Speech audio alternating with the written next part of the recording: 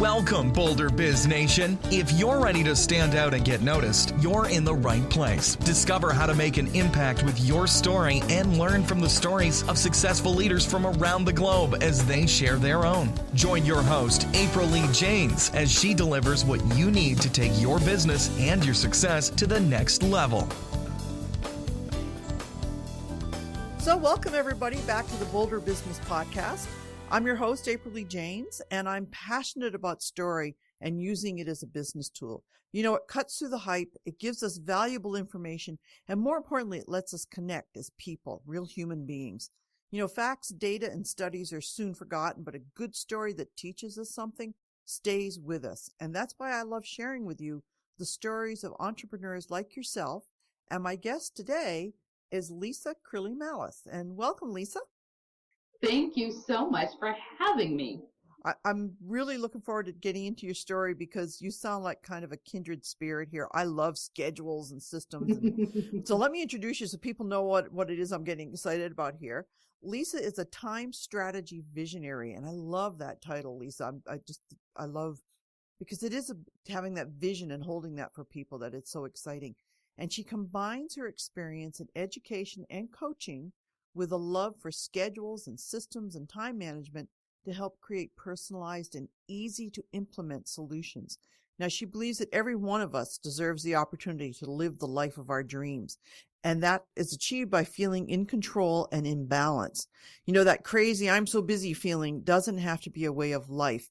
And we are so prone to that in our society today. She knows that you can have the life where every day is productive, rewarding, and fun. And Lisa, I want to find out how you got to this point. So let's start with why you chose this business and your journey as you came to this point where you are. Absolutely, because it has been quite the journey. Not gonna lie, didn't start here or even close to here. So I started in high school education, first as a math teacher, and then I moved into administration. And what I found was that I loved my job, and I also found that the way my personality is, I was unable to leave my job. So I would first thing in there in the morning, I would stay until the last event was over in the evenings, and I would do that every day. And so on Sundays, I would be exhausted, and my husband would drive me to my office so that I could do paperwork because I would be too tired to drive. And looking back now, I think, oh my goodness, what was I doing? But at the time, I loved it. Like I loved everything about working with the kids. I loved working with coaches. I was an athletic director. So, it was sports events all night long and interacting with the kids all day long. And it really energized me, really jazzed me until it didn't. All of a sudden, those long weeks and those long hours and the stress and the phone calls and all of that started to take a toll on my health. And so I had to take a year off and recover because I was too sick to work. And I would love to say that is from that point, I made this huge change in my life, but the reality is I went through that cycle a number of times before I was able to get control of it, because I would have the best of intentions and I'd go in and I'd interview for a new job and I would say, all right, but here are my boundaries. I won't come in until this time. I won't leave until, past this time. I need to have a secretary, blah, blah, blah. And people would say, no problem. And they'd hire me. And then I'd fall back into my old habits. It wasn't them.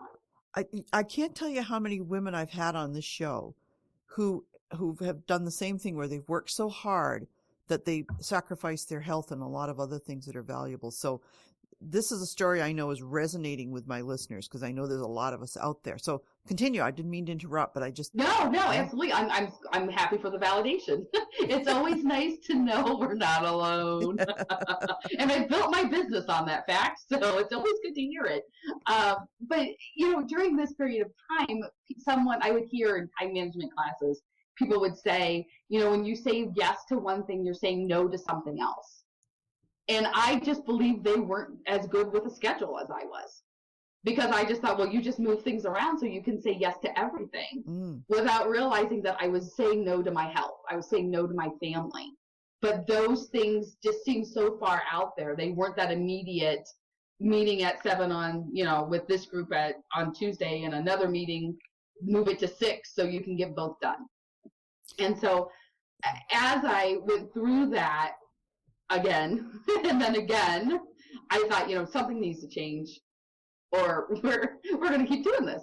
Work a couple years, take a year off. So was there a big aha moment for you that said, wait, I got to change this? Or was it really a gradual growth into this realization for you? It was a gradual growth. Now looking back, I can see points, or I spoke with someone recently, and it's called the dots in your life that make up your life. And I could see these things. And so I said, well, I'm going to change. And I went back into education, but I did it from back in the teaching realm. So I came back part-time as a math tutor. Mm-hmm. And I thought, well, this will give me the flexibility, working part-time, to figure out what it is I want to do. And so I did that for 5 years. And in the aha moment at that point came sitting there speaking with another colleague at lunch one day. And she was newer into education, and she was getting married, and she was planning a family, and she laid out her plan. Well, I'm going to work at this job over the summer, so it gives me the skills so that I can stay home with my kids and still work from home. And I thought, oh my goodness, she has it all figured out. And I've been, quote unquote, finding my way for 5 years working part-time. And so then at that point was my revelation of, put the rubber, the rubber needs to meet the road right now. No more figuring out your way, because I didn't have a clear view of where I wanted to go. And so I wouldn't start. I'm sure I had a business name, and yes, I was an LLC, and yes, but I didn't know what I wanted to offer. I didn't know who my client base was. Like, I didn't have any of that. And so I just kept thinking, well, I need all of that in place before I can move forward. And if I would have waited for that, I would still be working part-time in a school system, being frustrated. You just pointed to something really important there, because sometimes you've just got to take that first step, because it's not going to all line up for you until you get out there and get moving towards it, right? Right, because I wasn't unhappy. I just wasn't happy. My health had recovered by that point because I was working fewer hours. It wasn't a job in which I took things home with me. I was very good at what I did, but I wasn't happy. And so I knew that I wanted more. Yeah. And so then at that point, it was time to figure out what more, and what was my skill set, and what would people pay me to do, and gladly pay me to do. And they always joke, if you love what you do, you don't work a day in your life. Well, for me, that's reality. Mm-hmm. I get paid to do what I'm good at, and I get to see people have breakthroughs. Like, what's better than that? So you put me in mind of something really important that the children of Sam Walton said about him, that he looked like he had this huge success, but really what he did was he just kept trying things, and he would quickly discard the things that didn't work, so that it always looked like he was moving ahead. Was that the journey of your business once you got started? Were there things that you tried and didn't work? And Oh, yes. Oh, yes. Oh, yes. I started out, when I decided to make that jump, I was going to be a professional organizer, and I was going to work in people's closets and help them organize their closets and organize their offices, and found quickly that I did not enjoy that work at all. And so then it was kind of a transition from there. Okay, now what? And luckily, along that learning growth, I connected with the right people that I needed. Like they say, when you're ready, the teacher will appear. And the teachers were appearing. And that was when I started to take some classes on coaching and realizing, there was a way to take what I was really good at and not tell people what to do. Because that doesn't work. No one wants to be told, but help them build their own skill sets. I love what you said. I was lucky enough to meet the right people, and then you went on and pointed out it probably wasn't luck. They were they were being put in your path, and you just had to pay attention, right? Right. Absolutely. I just had to recognize this was what I needed. And they were there. Yeah. So share the story with us of one success that you're really proud of, like a client or customer that had, something happened. You just did that fist pump that just like, wow, this is why I'm doing what I'm doing. I absolutely. And I have two, so I'll try to keep them brief if you don't mind if I share two. Oh, go ahead. I love it when people are excited about what they do. Good, thanks. So the first one I want to talk about is a very successful business owner, and he's a sales coach, and he's been in the coaching field, the sales field for 40 years. And he's built a very successful practice, speaks, all these things. And he is at that place where he wants to start to think about retiring, but he's not ready to retire.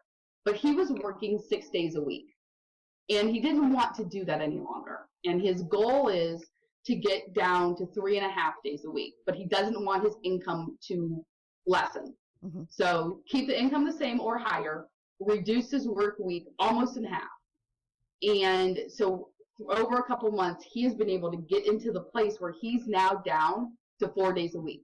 So he has Friday, Saturday, Sunday off every week without fail, no matter what. And as he says, he gets to spend the time with his beautiful bride.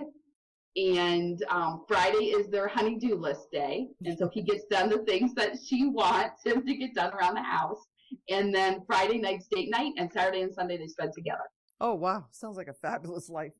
And so that's one of those places where you think, wow, look at how that has not just affected him, but the people who work for him in his organization and his wife. Yeah. And so, we're almost there. We haven't quite gotten to 3.5 days yet, but we're at 4. And so we're closer. Very close. Yeah, we're almost there. And then the other client that I wanted to share with you was something one of my clients said yesterday to me. She is she speaks, international speaker, also does some corporate training and runs her business from her home. And she has multiple support staff and was really very organized with her time when her and I first started working. And so some of my clients are overwhelmed, very, very much overwhelmed, and have a struggle on what to do next. Some are pretty good with what they're doing, and which is the client I just told you about. Mm-hmm. And then some are really very, very time conscious, but know that they need that outside view looking in to help. And so her story, she has multiple support staff and a VA. And when she got on the phone, she said to me, "You will be so proud." The first thing she was at the airport, and she had lost her laptop and 2 of her iPads. And, right after, thank goodness it was coming back from a presentation, not going to. Wow, yeah. And she said, the first thing I did was I thought, what can my VA do to help me through this so that I don't have to do it all myself? Oh, big learning. Yeah. Yes, because, it's easy to delegate out to someone when the world is perfect. But when you're dropped in the middle of a huge crisis like that. Yes, yeah. Huge crisis, to automatically go to, how can I use my support staff to help me so that I'm not frantically trying to do all of this myself sitting in the middle of the airport? That's a great business tip to everybody who's listening.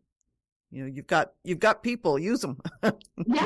Yes. In crisis, don't we typically tend to think, well, I have to handle this myself? Yes. Yeah. And it happened yesterday morning. Not this, but she told me the story yesterday morning. Yeah. And I was fist pumping all around my office. I'll bet. Now, we also know, because you and we've already brought that into the conversation, that things don't always go according to plan. But those are the experiences that really teach us and add wisdom to us. And also, to my way of thinking, they are what allow us to be very valuable to others, because we can say, I understand, or I've been through that. Here's what I've learned. Let me share that with you. Do you have a learning opportunity you'd like to share with the listeners? Oh, goodness, yes. When I finally decided to make that jump, and I was, I thought, and remember, I came from the field of education, so let me just say why my thought process was all wrong, and let myself off the hook a smidgen. I came from field of education. I never looked for clients. They were in school. They were there. And they didn't have a lot of choice. Yeah. Yeah. They didn't get to pick. They were mine. And so I thought, well, I'll build my website. And then as soon as I officially start my business, as soon as the school year is over and I go to my business full time, I'll have all these clients because if I build it, of course they'll come. Like I won't have to do anything other than put a website up. And so, hard to believe that was not the case. Surprise. Yeah. I know, who would have thought? And so that, for me, starting my business, that piece was the biggest learning I had, was that there's more to doing what you're really good at when you're a business owner. Yeah. You need to figure out, how are you going to market? And I am not a natural networker. But I knew I needed to network. And so I would go to a networking event. I would go and hide out in the bathroom until it started. I would hang out. And then once the event was over, I was the first one to my car.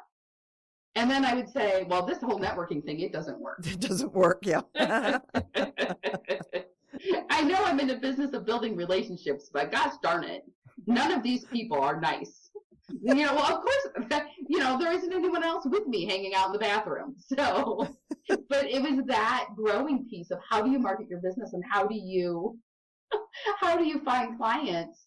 Because there's more to doing what people say you need to do. You have to make sure you're doing it right.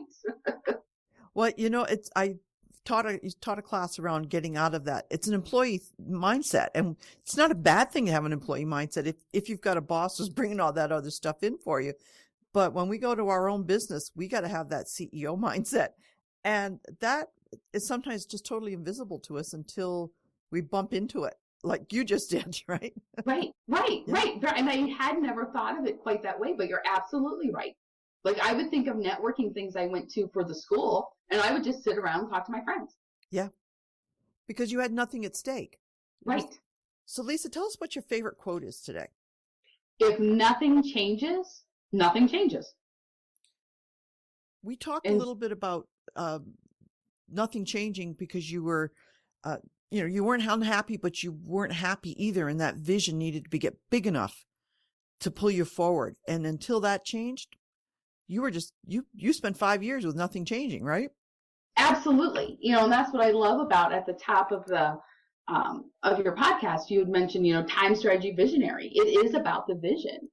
It's about knowing what it is that you need so that you know where you're going. So when something changes, you know where you want to have that change. Now that we've got your great quote, you want to share 3 tips with us that you really feel are important for people in business? Absolutely. So the first tip, I'm sure it'll shock you. The first tip is figure out, even if you don't necessarily have a marketing plan, at least figure out some resources of where you can go so that you can make that switch from that employee mindset to the business owner mindset, so that you can go to networking events, because building a website, that it's going to take more than that. And so, you can go to networking events and know what your expected outcome is from going. It's not just the education piece, but the building relationship piece. So when you talk about having those resources, you mean people that you can call on for information, advice, maybe say to them, this networking thing isn't working and I'm bumping into the, why is my business not growing? And they can kind of point you in that right direction, right? Absolutely. I reached out early to someone in one of my networking groups and I said, you are doing business with half of the people in this group. And she's a coach also. We have different offerings, but we're in a similar industry. And I said, what have you done? And she's like, I don't know. I just talk to people. And I thought, oh, well, that's definitely something I'm not doing. Oh, that was a big aha moment, huh? Well, there's a big thing. So maybe it's that. Maybe it's reaching out to someone who is, a coach. Coaches need coaches too. I have a sales coach. Yep. And he's helped me in that aspect. So that's one of my tips is know that you do need to make that switch from business owner or from employee to business owner. You will have to do some of those things. My other tip is pretty much like we were talking about earlier, is just the idea that all the lights don't have to be green before you go. You can figure some things out on the way, and it's okay. Your ideal client will change. The service you offer may change. The way in which you decide to do business may change. But just moving ahead is what your key is. There's a great book out today called The Confidence Code. It's written by 2 women authors, and they talk about how men don't stop to wait for the lights to all be green, as you just said. I love that metaphor. They just say, okay, I'll try it, and they just get moving on it. And women, we tend to set back and say, I need it all to line up, and I need to know how to do this, and I need to take all the classes and everything else before they get moving. And we tend to get left behind because of it. So listeners, if you're in that mode, get out of it and get moving, because you'll discover it as you go along. Tip number 3. The mistakes won't kill you. I've done, as you know, as we've discussed today, I've done a lot wrong at the start of my business. And I'm still in business and love what I do and have clients. We always joke about raving fans. I have raving fans, and I can't wait to go to work every day. And I got here through a very convoluted path, and it's okay, because the mistakes didn't kill me, and I just keep moving and keep moving and keep moving and keep moving. And that's what you talked about with that 5 years that you spent not moving. That vision that you had to get big enough to pull you forward and get you moving so that something could change.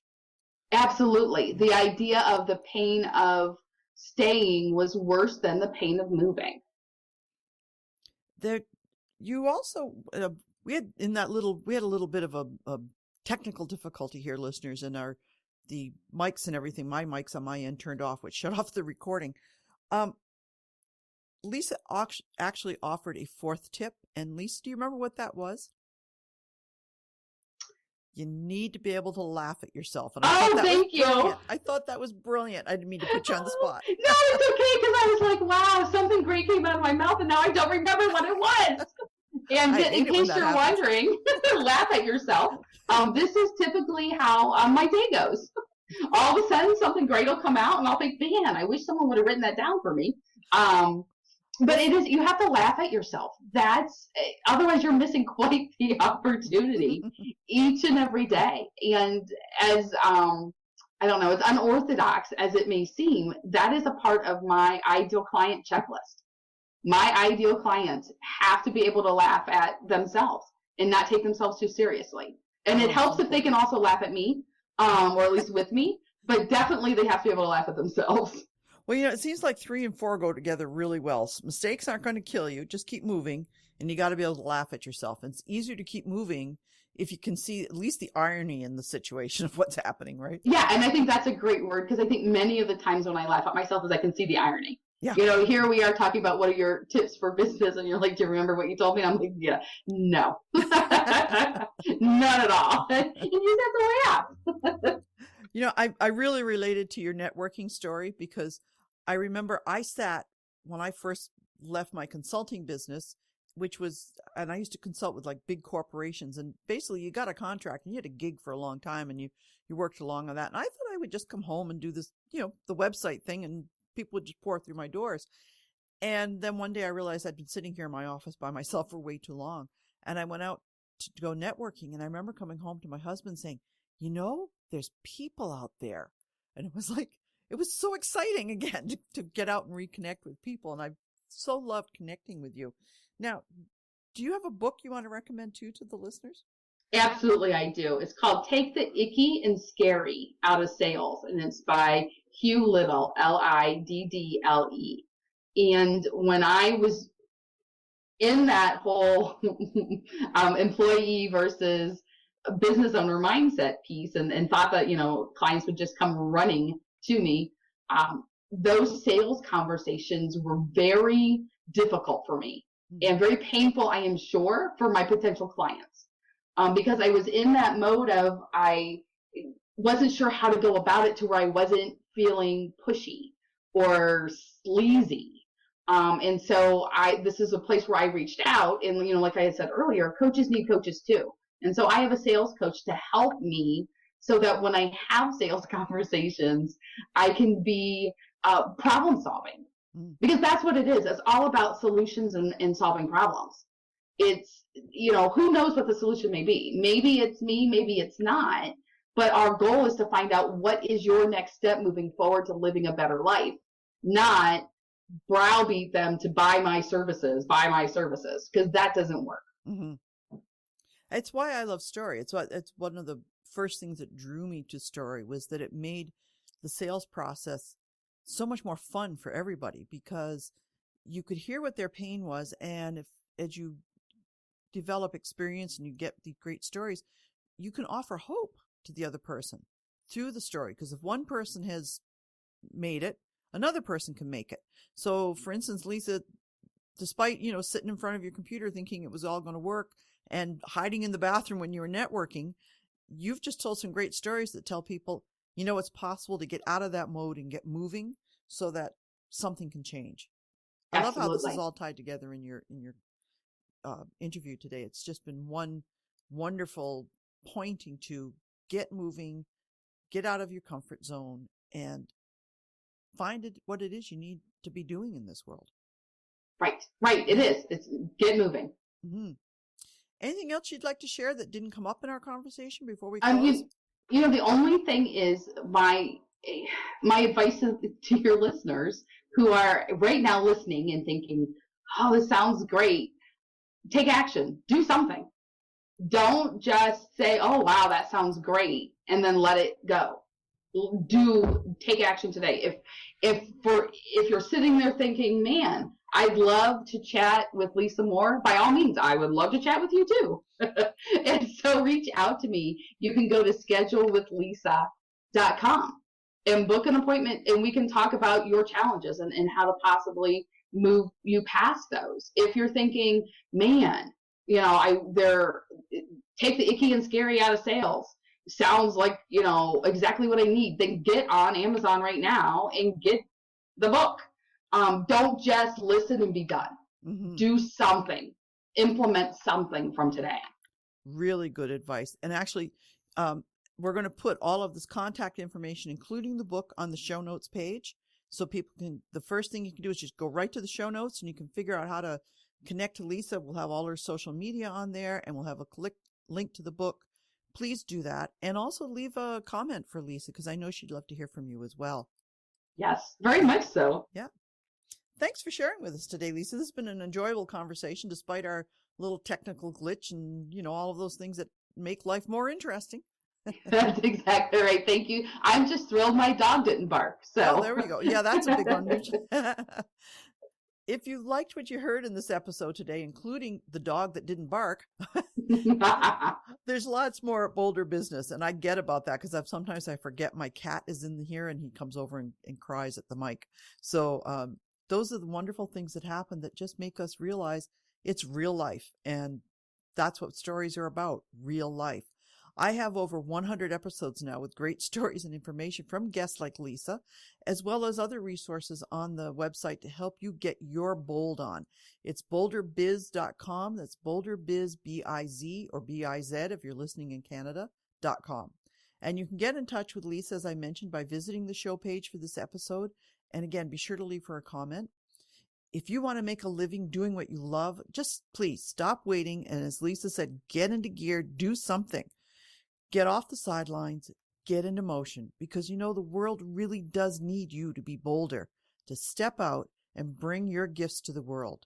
We're waiting for you. Thanks for listening. Thanks for listening to the Bolder Biz Podcast. Check out the other success stories and valuable information at boulderbusinesspodcast.com. That's boulderbusinesspodcast.com.